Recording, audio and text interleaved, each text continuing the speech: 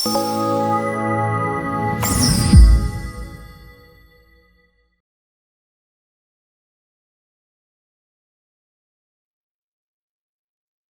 మహిళ అన్నదమ్ములిద్దరినీ పెండ్లి చేసుకున్న వార్త, వాళ్ల ఫోటోలు ఇటీవల వార్తల్లో విపరీతంగా వైరల్ అయ్యాయి. అట్టహాసంగా జరిగిన ఈ పెండ్లి వేడుక గురించి చదివిన చాలామంది ఇది నిజమో కాదో అని అనుమానపడితే, మరికొందరు ఇదేం వింత అని ఆశ్చర్యపోయారు. కొన్ని చోట్ల ఒకే భర్తకు ఇద్దరు, ముగ్గురు భార్యలు ఉన్నట్టే మన భారతదేశంలోని కొన్ని తెగల్లో ఒకే భార్యను అన్నదమ్ములు పెండ్లాడతారు. అరుదైన ఈ సంప్రదాయం వెనుక ఆర్థిక, సాంస్కృతిక, సామాజిక అంశాలెన్నో ముడిపడి ఉన్నాయి. హిందూ పురాణాల్లో ద్రౌపది పాండవులందరికీ భార్య.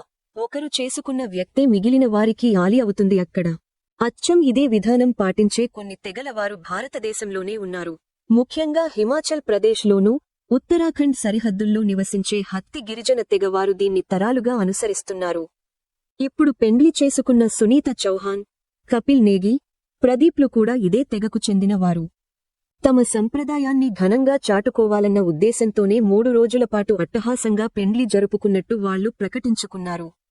ఇదే ప్రాంతంలో ఉండే ఖాసాలుగా పిలిచే మరో తెగవాళ్లతో పాటు తమిళనాడు రాష్ట్రంలోని నీలగిరి ప్రాంతంలో ఉండే తోడా గిరిజనులు కూడా ఈ బహుభర్తృత్వాన్ని పాటిస్తారు. ఇంగ్లీషులో దీన్ని ఫ్రాటర్నల్ పాలియాండ్రీ అని పిలుస్తారు.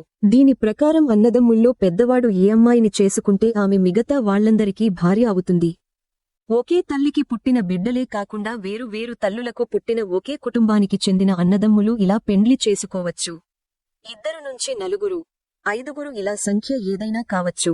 ఇళ్లలో శుభకార్యం జరిగినప్పుడు కూడా భర్తలంతా ఆమె పక్కన కూర్చుంటారు.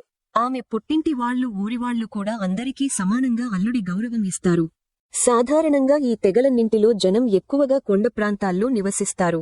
అక్కడ భూమిని పంచుకోవడం అన్నది సమస్యాత్మకంగా ఉంటుంది. ఎగుడు దిగుడు నేలలతో పాటు నీటి లభ్యతలోనూ తేడాలుంటాయి. దానికి తోడు పేదరికం, చిన్న భూకమతాలు ఉండే కుటుంబాలు ఎక్కువ.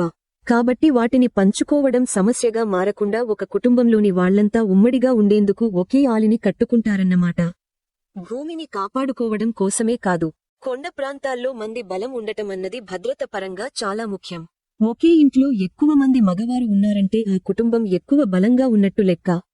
అలాగే ఒకే తల్లికి జన్మించిన లేదా వేరు వేరు తల్లులకు చెందిన వాళ్లైనా సరే అన్నదమ్ముల మధ్య సఖ్యతను ఏర్పరచి ఉమ్మడి కుటుంబాలను నిలబెట్టడానికి ఈ పద్ధతి ఉపయోగపడుతుందని అక్కడి వాళ్లు నమ్ముతారు. ఇక ఒక్కొక్కరు ఒక్కో అమ్మాయిని పెండ్లి చేసుకుని ఒక్కో కుటుంబాన్ని పోషించే స్తోమత లేకపోవడం లాంటి ఆర్థికపరమైన కారణాలు ఇక్కడ కనిపిస్తాయి. ఇక ప్రభుత్వ పరంగా చెప్పాలంటే హిమాచల్ ప్రదేశ్ రెవెన్యూ చట్టాల ప్రకారం జోడిదార్గా పిలిచే వీళ్ల వివాహాలకు గుర్తింపు ఉంది. ఆమెకు పిల్లలు పుట్టాక వాళ్లని ఒక్కో భర్త ఆ పిల్ల లేదా పిల్లాడిని తమ బిడ్డగా దత్తత తీసుకునే తరహా కార్యక్రమం చేస్తారు.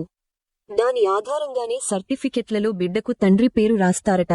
పుట్టుక నుంచి చావుదాకా ఈ తెగల్లో ఇలాంటి చిత్రమైన వ్యవహారాలెన్నో ఉన్నాయి. సోషల్ మీడియా కారణంగా ఇది నలుగురిలోకి వచ్చింది కానీ ఈ ఆచారాలు తరాల నాటివన్నమాట.